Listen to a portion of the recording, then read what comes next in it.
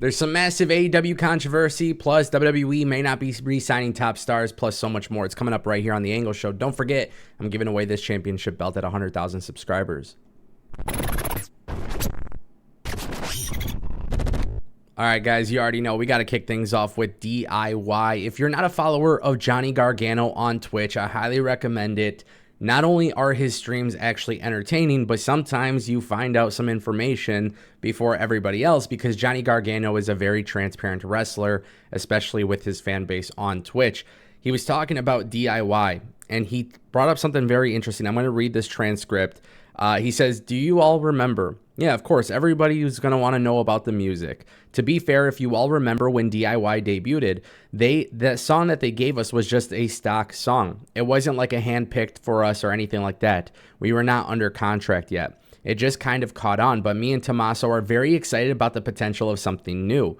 I think it could just be so much more. I'm not trying to spoil too much stuff. You just have to tune in on Monday.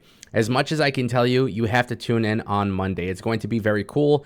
I think it's got a very cool vibe. I think it's something that we are both really pumped about. So we hope you guys dig it too. That's basically what it comes down to. We hope you guys dig it. We dig it. It's something fresh, something new. And I think it's going to hopefully be something that catches on. And years from now, you guys will talk about that song.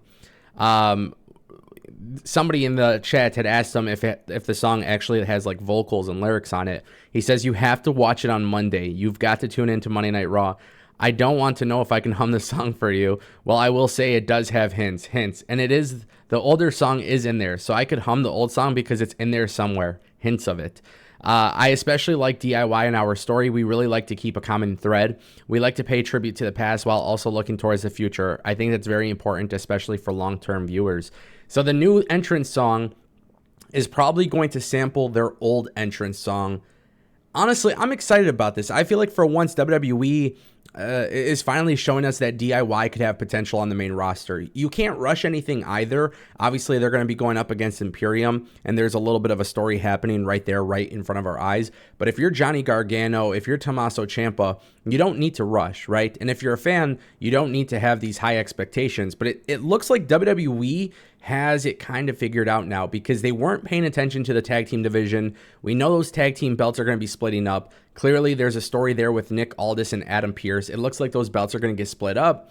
I think DIY, Imperium, Viking Raiders, New Day, there's a lot of tag teams on Raw that could be great tag team champions. And I think it's inevitable at this stage of the game that Johnny Gargano and Ciampa are kind of in the phase where the WWE backstage team, the producers, the agents, the writers, the creative team, all of these people are looking to get DIY in front of people on the screen, get people acclimated to what they can do, and then eventually put them in that massive storyline for the tag team championship belts. And I have no problem predicting that DIY will more than likely be holding the tag team championship belts or winning the tag team championship belts at WrestleMania 40, excuse me. Yeah, so WrestleMania 40 in Philly, I think by that point in time, they will already have had the belts or win the belts. And that's a good thing, right? Like, it sounds like this is kind of a slow burn, but a new entrance theme. And don't forget, entrance themes are very important because Johnny Gargano's music got changed, and some people, it just doesn't resonate with them, and it obviously kind of hurts the potential pop. Guys, WWE may not be re-signing top stars in the company. This is an interesting thing that we have to pay attention to closely. Fightful has learned that numerous talent, including several top stars, have not been approached for contract extensions.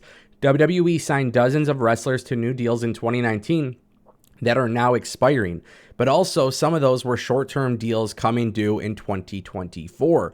WWE has top talent with expiring deals all throughout the year.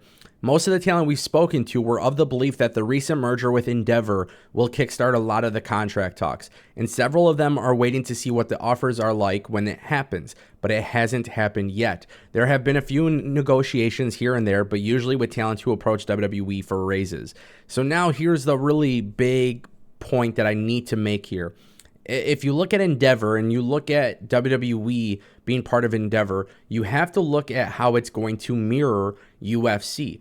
The UFC had a world heavyweight champion, okay? Their heavyweight champion became a free agent, and they stripped him of the belt and did not re-sign him. And now he is boxing Tyson Fury for millions of dollars in Saudi Arabia, which we're talking about Francis Ngannou.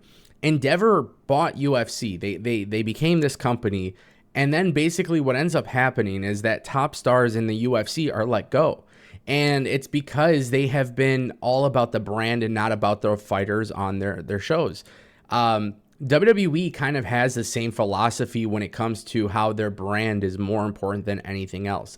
Yes, they make WWE superstars, but at the end of the day, the WWE brand is always going to be positioned and valued higher than what the actual thing is. So like wrestlers, the WWE brand is greater than the WWE superstar. And it actually makes me fearful with Endeavor basically putting these two companies together, because if they share the same philosophy, then I think you're going to see a lot of top stars leave the company. And there's certain ones, obviously, just as a fan of wrestling, I don't want to see them leave WWE. And then there's some of them where I would be interested in seeing what happens if they go elsewhere. But also you have to keep in mind, like Edge, for example, he left WWE and went to AEW, and it really hasn't made a significant difference in AEW. It really hasn't. And maybe that's because WWE owns the Edge name, and obviously his name in AEW is Adam Copeland, right? So like there could be a correlation that maybe WWE just simply doesn't care because they own the rights to everything. Hey, you can go, and it's not a big deal.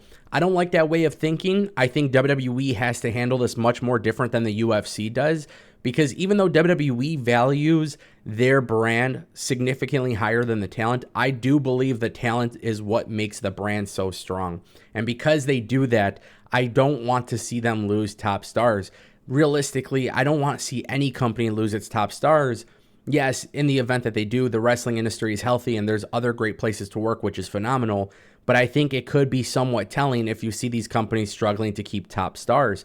AEW not retaining Jade Cargill is a problem. WWE not retaining Edge is a problem. WWE not retaining Sasha Banks was a problem. And yes, the train keeps on moving and we understand this, but ultimately you don't want to see that happen because sometimes there could be a deeply rooted issue that's causing it. Speaking of more issues, guys, we got to talk about Ric Flair in AEW. Very, very, very controversial. Tony Khan is honestly getting a lot of pushback on social media. I seen this tweet on Twitter. I'm going to read it to you guys. This was one that went viral. Just really, really crazy. He says, Tony Khan, at Gifted Money, says, Tony Khan taking all those digs at Vince being a sexual predator and then 2 weeks later bringing Ric Flair out on his television show is hypocrisy in its grandest form.